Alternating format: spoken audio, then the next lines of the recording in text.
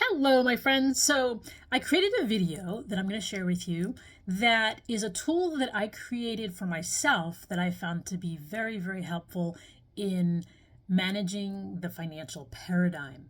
And I'm not a financial counselor or an accountant or an attorney, but this tool is very, very powerful. You'll discover that if you have control, if you see what you're doing, it's easier to make changes and adjust wherever you need to. It's easier to achieve goals when you have a structure that you're managing your finances in. And so I'm sharing this with you. It's worked for me. I've been using it for, I don't know, more than 5 years. Probably more than 10. But anyway, hope you enjoy. Talk to you soon. That I created to help you. It's something that I use, and I'm not a financial consultant or counselor or anything relating to that. This is just what I'm sharing that has worked for me. I strongly recommend that you contact your accountant or lawyer for any financial advice. I'm just giving you a tool that I use that you may find helpful as well. So what I did was, long time ago, I created this Excel file in Google, and I've been using it for many years. What I do is I track my income and my expenses. And I set this template up so you have access. Just click on the link below.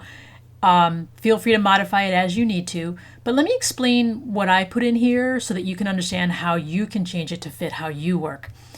So in the income side, I put in what my gross earnings are.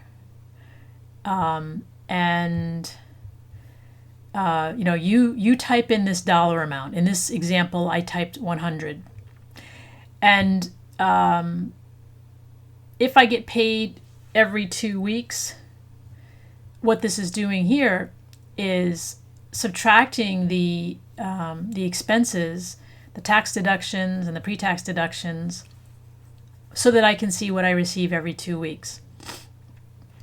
And in this example, let's say I, out of my paycheck, pay $1 for some legal service that my company provides me. And let's say in this example, you can have other items that you have deductions from your paycheck for. Down here, you'll see the standard things such as critical illness, health insurance, things like that.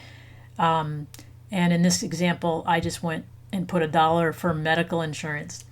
So these two together are $2. So every 2 weeks, that means $98. And then I have how I'm distributing the money that I'm making every 2 weeks. Now you, again, fill in how much you're making, 2,000, 3,000, whatever it is, every time you get paid.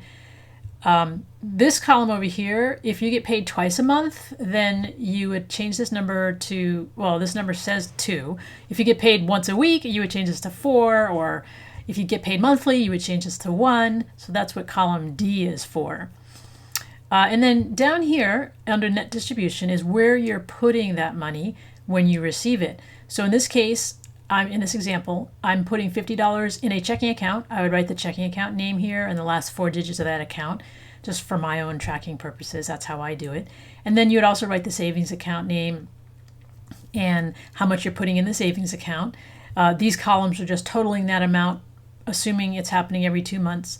Every twice a month, it's multiplying this by 2. If it's happening weekly, you would put in the number 4 here.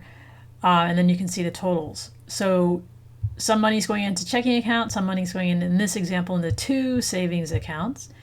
And then the net income here is what you see here.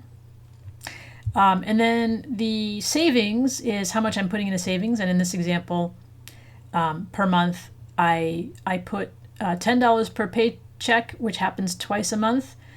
And that's 20 into each, which totals 40. And if I multiply that by 12, that's how we get the 480. So again, you can fill out whatever the dollar amounts are that you're putting in your checking account and how much you're putting in your savings account.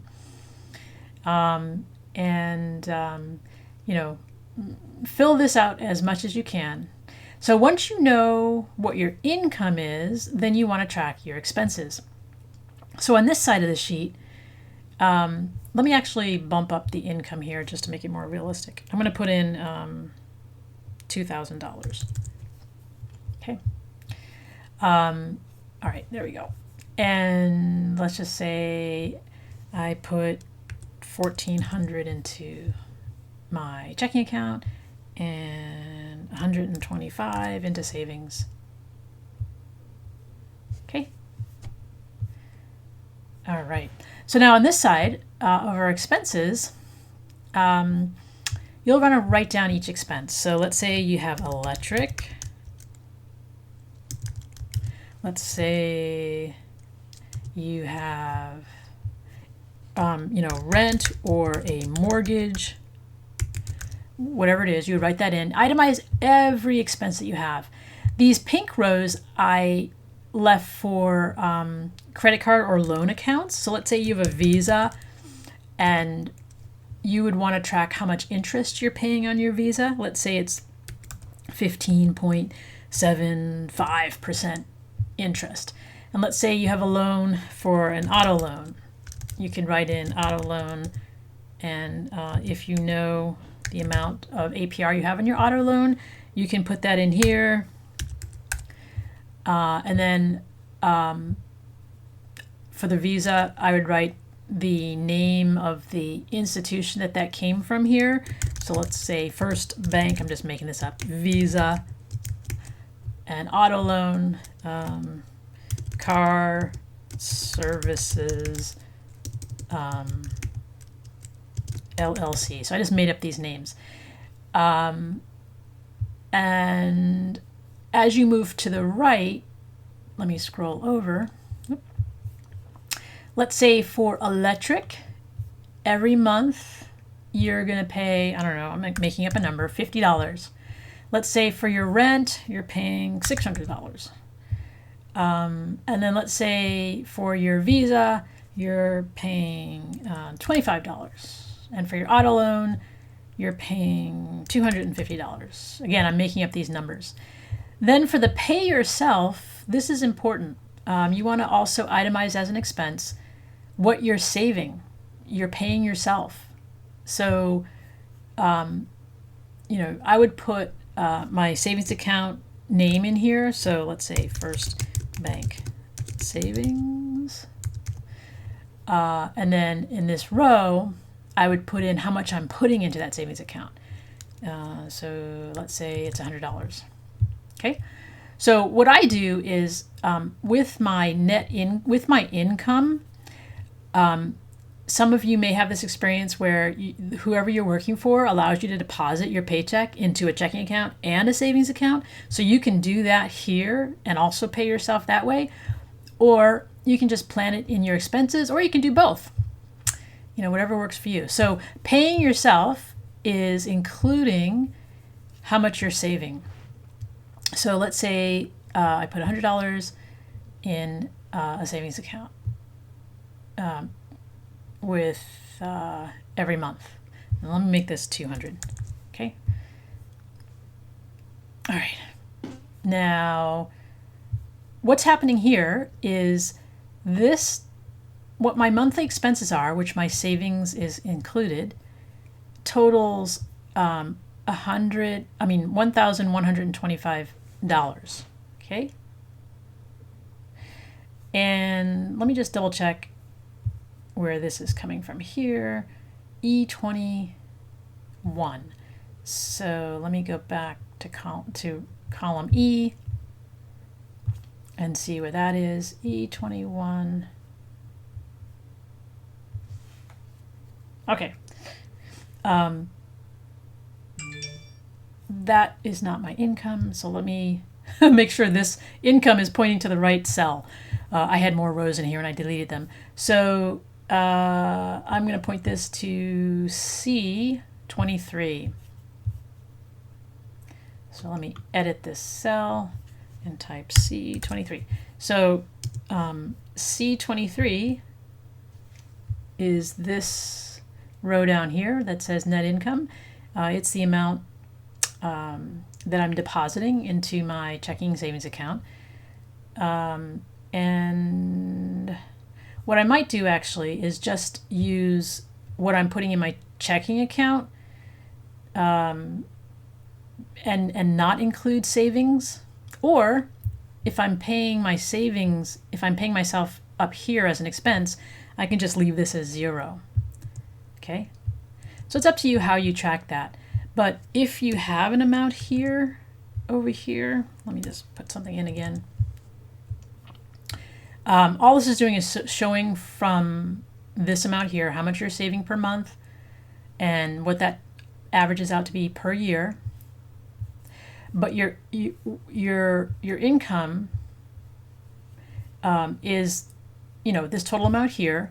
But if you wanted to subtract, not include, I should say, what you're putting in your savings, then you can point this to a different cell. But in this case, I'll leave this here for now. I like to tithe a certain amount, donate a certain amount per month to nonprofit organizations. So I have that in here. You can change this to be whatever you want. But in my case, I have 10%. So the formula is multiplying the income by 10%. So I know how much I plan to donate. And then the expenses over here, let me just double click on this cell to see what it's adding up. Okay, so this has a typo. I can tell when you double click on the cell, it highlights everything. And I see 03 in here twice. And I actually need 02. See if I scroll all the way over to the right, you can see, to the left, you can see the row numbers that you need to include. And in this case, I only need row number 02 through 010. So let me quickly fix this. I'm going to double click on it and get rid of this last number here. So when you're working with Excel files, make sure you double check everything. So now that looks correct. If I double click on this, this is just totaling this amount here. When I eyeball it, 02, 03, 04, 05, I don't see 06 in here. Let me go ahead and add it.